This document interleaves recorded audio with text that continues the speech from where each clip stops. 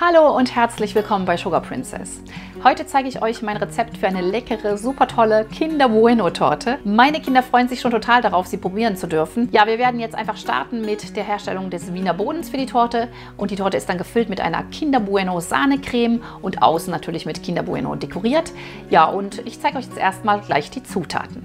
Für den Wiener Boden braucht ihr 200 Gramm Zucker, 5 am besten mittelgroße Eier und zwar sollten die unbedingt zimmerwarm sein. Dann benötigt ihr 200 Gramm Mehl, Typ 405, also das normale Haushaltsmehl, 2 Messerspitzen Backpulver, 50 Gramm Speisestärke und 80 Gramm zerlassene Butter. Und wer möchte, kann noch etwas Zitronenschalenabrieb hinzufügen. Das sind sozusagen die Grundzutaten für jeden Wiener Boden.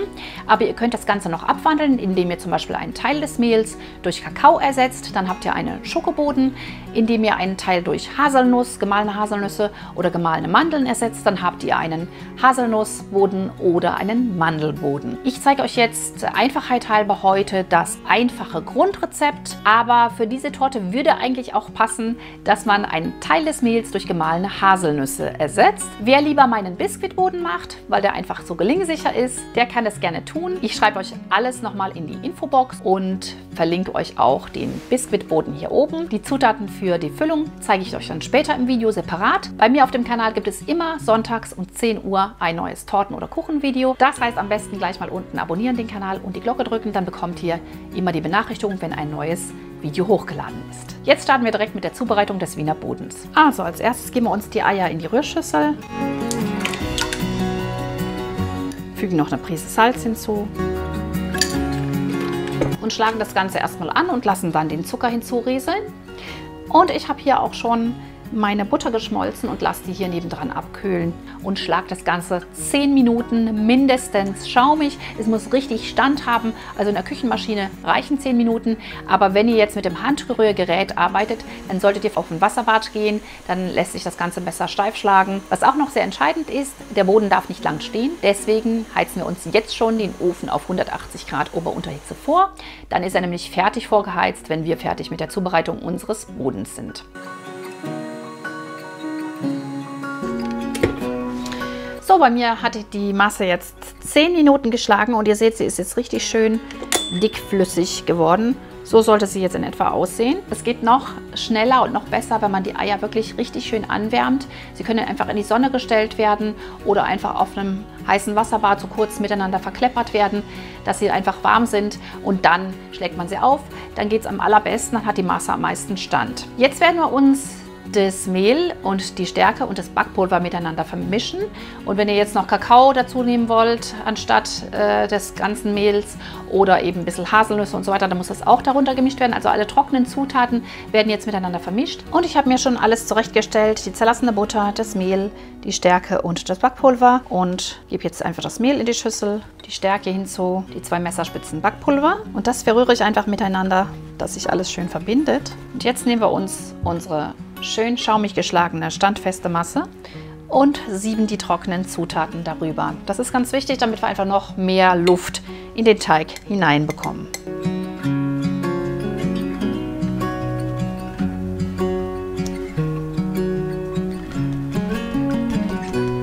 Und das Ganze jetzt von außen nach innen mit dem Teigschaber oder einem Rührlöffel, am besten mit Loch in der Mitte, von außen nach innen immer schön unterheben. Also nicht schlagen und nicht rühren, das ist sehr, sehr wichtig, sonst fällt unsere luftige Masse zusammen.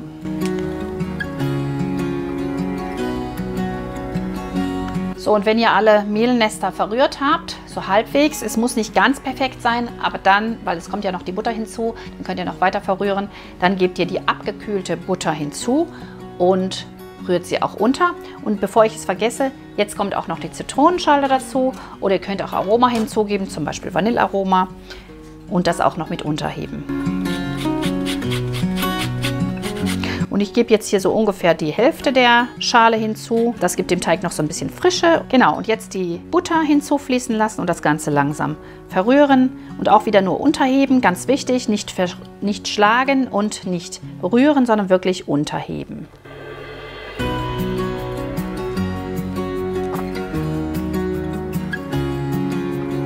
Und ich zeige das jetzt absichtlich kaum geschnitten, damit ihr einfach seht, wie man den Teig handhaben muss, damit es auch was wird.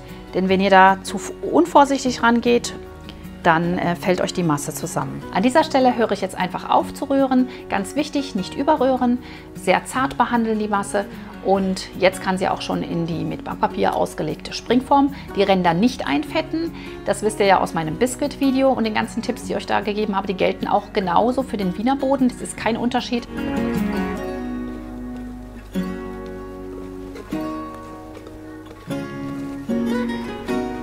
Das Ganze jetzt ganz vorsichtig noch etwas glatt rütteln. Der Wiener Boden kann gebacken werden. Und zwar bei 175, 180 Grad Ober-Unterhitze oder 150 bis 160 Grad Umluft. In der Mitte des vorgeheizten Backofens, ganz wichtig, immer vorheizen. Und zwar für 30 bis 40 Minuten. Bitte den Ofen nicht vor 30 Minuten öffnen, denn sonst fällt der Boden euch womöglich zusammen.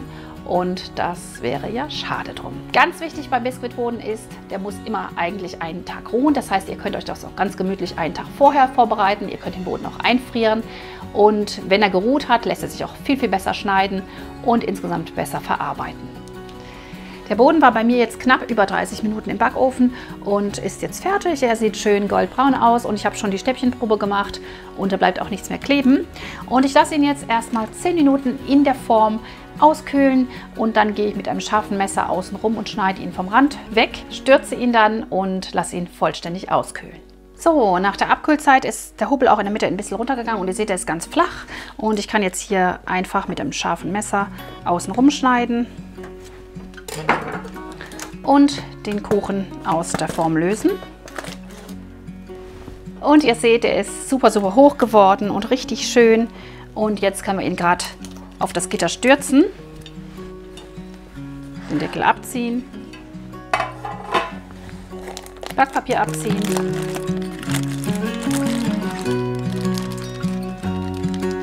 Und jetzt den Boden ganz auskühlen lassen und dann nach dem Auskühlen in Frischhaltefolie verpacken und am nächsten Tag erst schneiden. So, weiter geht's. Bei mir ist der zweite Tag angebrochen. Ich hatte den Boden über Nacht im Kühlschrank, eingepackt in Frischhaltefolie und ich werde ihn mir jetzt zweimal durchschneiden, sodass ich 3 Böden erhalte und zeige euch jetzt auch die Zutaten für die Füllung. Also, das sind die Zutaten jetzt für die Torte, um sie zusammenzusetzen. Da ist unser Boden, schön durchgekühlt, den können wir nachher super schneiden. Dann haben wir hier 1000 Gramm Schlagsahne, 800 Gramm nehme ich für die Füllung und 200 Gramm für die Dekoration, eigentlich wie immer.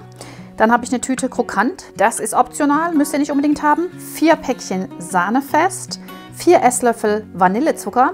Dann habe ich meinen selbstgemachten genommen, aber ihr könnt auch Vanillinzucker oder einfach Vanillezucker im Tütchen nehmen. Ich habe hier 200 Gramm Haselnussguss und 100 Gramm Kuchenglasur Zartbitter. An Buenos braucht ihr so einiges und zwar 3 von diesen kleinen Packungen, das heißt 18 Riegel. Dann haben wir für die Dekoration oben noch die Kinder Bueno Minis, da braucht ihr eine Tüte, wenn ihr 16 Stücke verzieren wollt. Und wenn ihr noch an der Seite die Verzierung machen wollt mit den Riegeln, dann braucht ihr nochmal 16 Riegel für die Seiten. Dann habe ich hier noch ein paar nützliche Werkzeuge. Ihr braucht ja nachher für die Touffes auf der Torte noch eine Tülle jeweils. Entweder würde ich dann nehmen die gezackte offene Sterntülle, ich hoffe, man kann es so gut sehen. Oder die Tülle 1A, das ist eine, die bekommt ihr bei Wilton zum Beispiel. Das ist eine große Lochtülle. Ihr könnt aber auch einfach den Spritzbeutel vorne abschneiden, wenn es dann einmal Spritzbeutel ist. Oder eben ihr nehmt einen mehrfach verwendbaren. Das ist natürlich umweltfreundlicher. Was ganz wichtig auch noch ist, ist eure Teigkarte, die braucht ihr immer. Und ansonsten ist natürlich gut, ihr habt alle Materialien da, die unten in der Infobox stehen. Unseren schönen Boden zweimal durchschneiden. Ich habe jetzt auf 2 cm erstmal eingestellt. Einmal. Nochmal auf 1,5.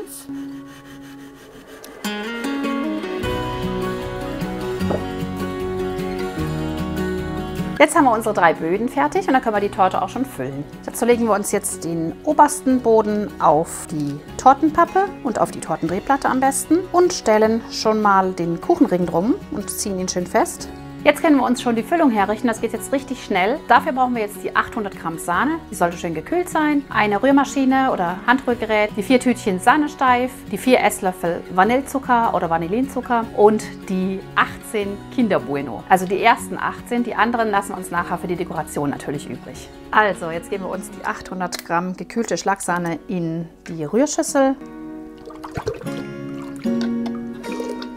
und schlagen sie mit den 4 Tütchen Sahnesteif und dem Vanillezucker fest. Richtig schön festschlagen, erst ein bisschen anschlagen, dann hinzurieseln lassen und dann ist die Sahne schon fertig.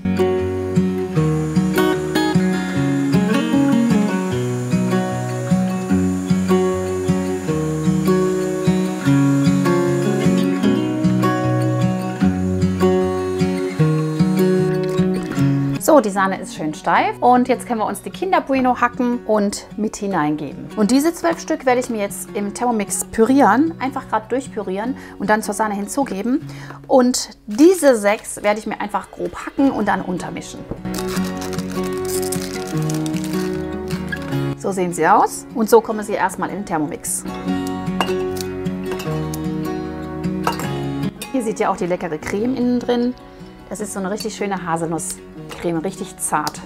So voll ist der Thermomix jetzt. Ihr könnt dafür natürlich auch jeden anderen Mixer verwenden oder einfach sie zerstampfen, wenn ihr gar keinen Mixer habt. Dann vielleicht einfach in einen Frischhaltebeutel füllen, den zumachen und mit dem Rollholz draufklopfen oder einfach, man kann sie auch mit dem Löffel zerdrücken. Also es geht auf jeden Fall irgendwie. Sie müssen nicht super fein sein. Ihr könnt sie auch stückig in die Creme geben. Also das bleibt ganz euch überlassen, wie ihr es am liebsten habt. Und ihr seht, ich habe sie mir jetzt ein paar Sekunden im Thermomix einfach durchgemischt. Das waren wirklich nur ein paar Sekunden auf Stufe 6 und sie sind jetzt noch ein bisschen stückig und so möchte ich sie auch haben. Ich möchte sie nicht ganz als Creme haben und so werde ich sie jetzt unterziehen.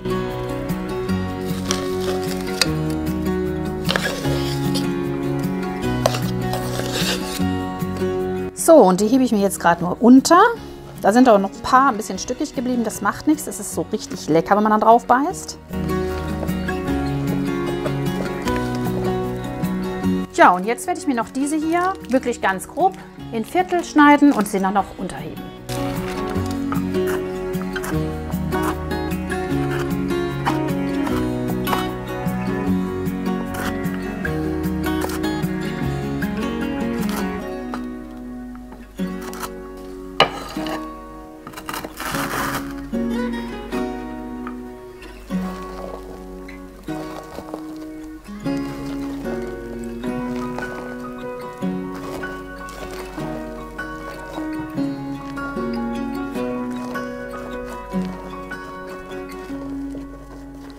Fertig ist unsere Füllung, das geht wirklich super schnell.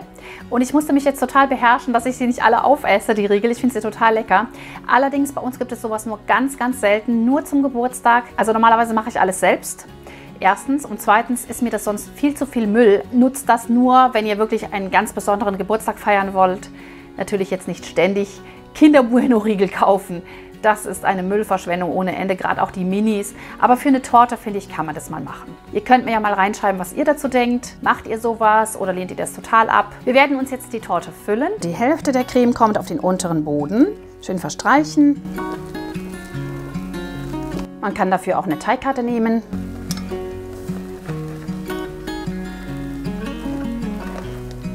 Und da ich genascht habe, kann ich euch sagen, es schmeckt mega, mega lecker, die Creme schon allein. Jetzt geben wir uns den mittleren Boden hier drauf, vorsichtig.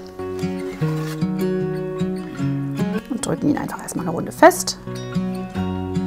Jetzt kommt die zweite Hälfte der Creme auf diesen Boden, auf den mittleren.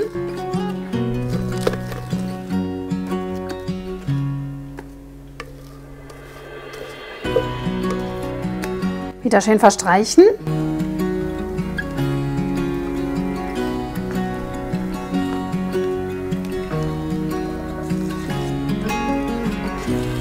Also mit meiner Palette geht es am besten. Ich brauche immer meine kleine Winkelpalette. Jetzt kommt der unterste Boden zu oberst. Der ist immer am glattesten, deswegen nehme ich den nach oben. Die Füllung ist eigentlich so fest, dass man die Torte jetzt auch schon direkt verzieren könnte. Also wenn ihr in der Eile seid, könnt ihr das auch direkt machen. Aber besser ist es immer zu kühlen. Also ich stelle jetzt die Torte eine halbe Stunde in den Tiefkühler. Ihr könnt sie aber auch eine halbe Stunde in den Kühlschrank stellen, möglichst ins unterste Fach. In der Zeit räume ich mir jetzt meine Küche auf und dann kann ich nachher in Ruhe auch alles fertig dekorieren. Fürs Dekorieren nachher könnt ihr euch schon mal was vorbereiten. Und zwar nehmt ihr euch jetzt den Haselnussguss und der muss schon geschmolzen werden, dass er halt dann fließfähig ist und dass man ihn verstreichen kann. Dann braucht man natürlich noch die Zartbitterschokolade, weil die ja noch oben drüber kommt. Die kann auch schon mal verflüssigt werden. Dann benötigen wir noch die Kinderminis, die könnt ihr schon mal auspacken. Das heißt 16 Kinderminis einfach schon mal aus der Verpackung befreien. Und natürlich auch die für außen dran, wenn ihr außen dran noch Riegel machen wollt. Auf jedes Stück eins, dann brauchen wir da auch nochmal 16 Stücke und das ist schon nochmal einiges an Vorbereitung und das kann alles jetzt in dieser halben Stunde geschehen. 200 Gramm Sahne schneide ich mir noch steif für die Dekoration. Und ich mache noch ein Tütchen Sahnesteif und ein bisschen Tonkazucker rein. Aber das ist alles optional.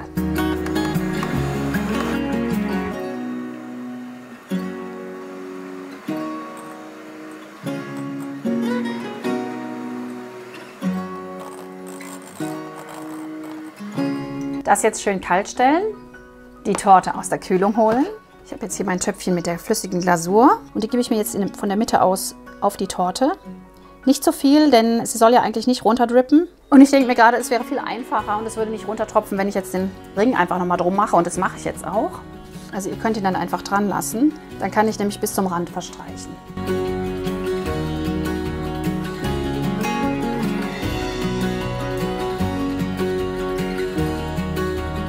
Der Tortenguss aus Haselnuss muss jetzt etwas anziehen. Ich habe jetzt die Torte dafür noch mal 5 Minuten in meinen Tiefkühler gestellt. Ihr könnt sie aber auch 10 Minuten in den Kühlschrank stellen. Und dann kommt unsere Zartbitter-Glasur noch drüber getröpfelt, damit es halt dieses Gitter ergibt, was für Bouillon so typisch ist. Und dann können wir uns an den Rand machen und an die Sahne tupfen. Die Zartbitterglasur fülle ich mir jetzt in einen Spritzbeutel. Dann habe ich einfach bessere Kontrolle darüber. So, wirklich nur ganz, ganz klein die Spitze abschneiden, damit es nicht zu dick wird und nicht zu unschön aussieht dann. Und jetzt gehen wir hier einfach so einmal längs drüber und einmal quer drüber.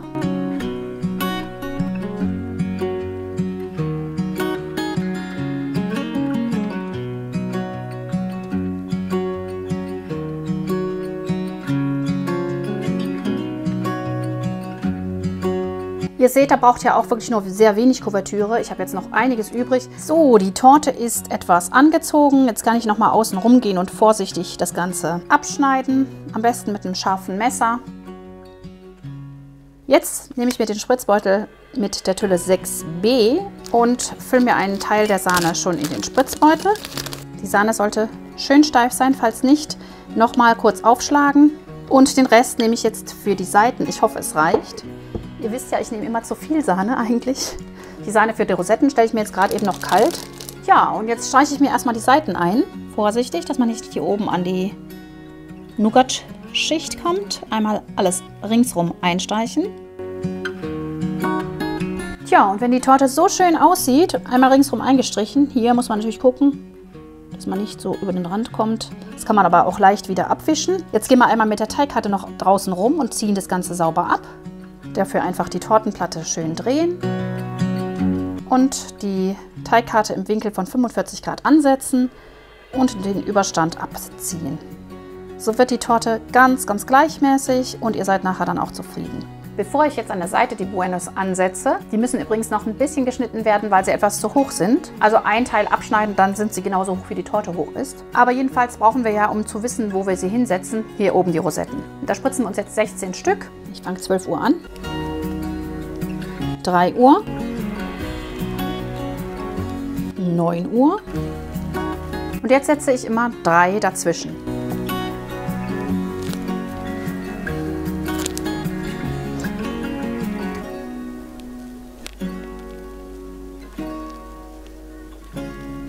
Fast fertig ist unser wunderschönes Bueno-Törtchen. Ich bin total begeistert. Sieht wirklich wunderbar aus. Ich habe natürlich wie immer Sahne übrig. Also wenn es jetzt hier irgendwie nicht klappt mit den Buenos, habe ich noch was, um sie wirklich dran zu setzen, dass sie auch kleben. Also wenn ihr wollt, könnt ihr sie auch so schon servieren. Ich finde sie schon richtig genial. Aber es fehlt natürlich noch die Dekoration. Und zwar die Kinder Bueno Minis. Die setze ich jetzt so seitlich drauf. Seitlich nach außen. Und zwar alle in der gleichen Richtung.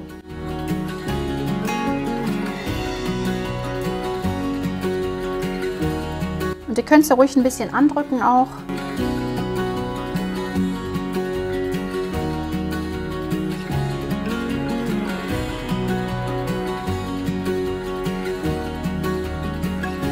Fast fertig. Fehlen nur noch die Buenos an den Seiten. Und die kürze ich mir jetzt alle um ein Glied und dann setze ich sie an.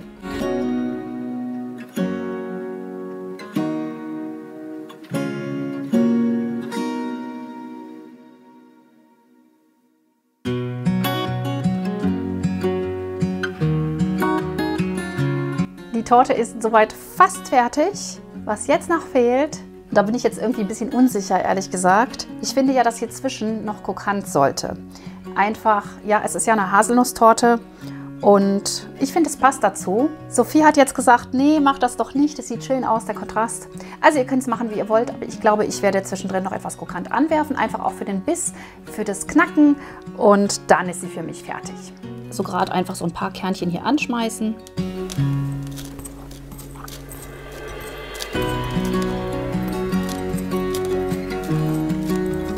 Den überschüssigen Krokant könnt ihr dann mit einem Backpinsel einfach vorsichtig aus den Lücken rausfegen.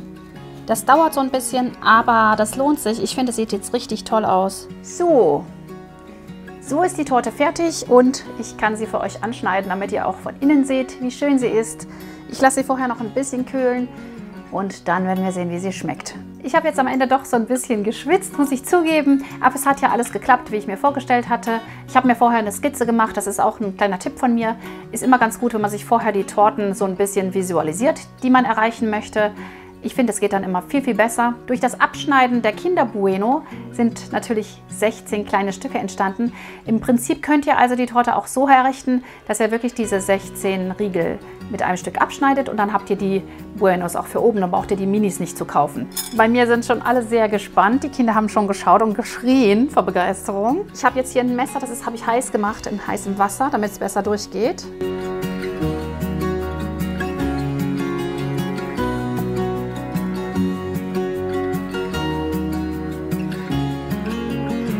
Ein bisschen was ist jetzt innen drin hängen geblieben, aber ihr seht schon die schöne Struktur. Ich versuche jetzt noch ein zweites Stück rauszuschneiden. Und diesmal ist es fast ganz. Tja, wer hat wieder das Glück zu probieren? Natürlich Jo. Der kam nämlich vorhin schon angelaufen und hat geschrien, wow, bueno! Und jetzt hat er ein Riesenstück hier vor sich stehen und darf probieren. Ich habe schon probiert, es schmeckt fantastisch. Du darfst jetzt auch probieren. So, einmal hinlegen. Dann geht's besser. Duftet total lecker nach Haselnuss. Super oder nicht super? Super. Okay, super. Der Boden, super saftig, super flauschig. Die Füllung schmeckt sehr stark nach Bueno, nach Haselnüssen, nach Sahne und ich finde es einfach ein Traum. Aber ich liebe auch Haselnusscreme. Das Tolle ist ja, dass dann auch jeder sein eigenes Mini-Stückchen hat und auch seinen eigenen Riegel. Ich glaube, die Torte ist ein absoluter Traum für jeden, der Haselnüsse, Schokolade und einfach Bueno liebt. Es ist einfach ein geniales Geschenk. Das war unsere super schöne, super leckere Kinder Bueno Torte. Ich finde es ein Knaller, wirklich. Ein richtig tolles Rezept. Hat richtig Spaß gemacht, sie zu dekorieren. Ich hoffe, ihr habt genauso viel Spaß beim Dekorieren, beim Nachbacken. Und wenn euch das Rezept gefallen hat, dann hinterlasst mir gerne euren Daumen nach oben. Abonniert den Kanal, falls ihr es noch nicht getan habt. Einfach unten dann auch die Glocke drücken, dann bekommt ihr alle Benachrichtigungen, wenn ein neues Video hochgeladen ist. Ihr wisst ja, jeden Sonntag um 10 Uhr gibt es ein neues Torten- und Kuchenvideo. Und bis zum nächsten Mal wünsche ich euch viel, viel Spaß und alles Gute. Tschüss!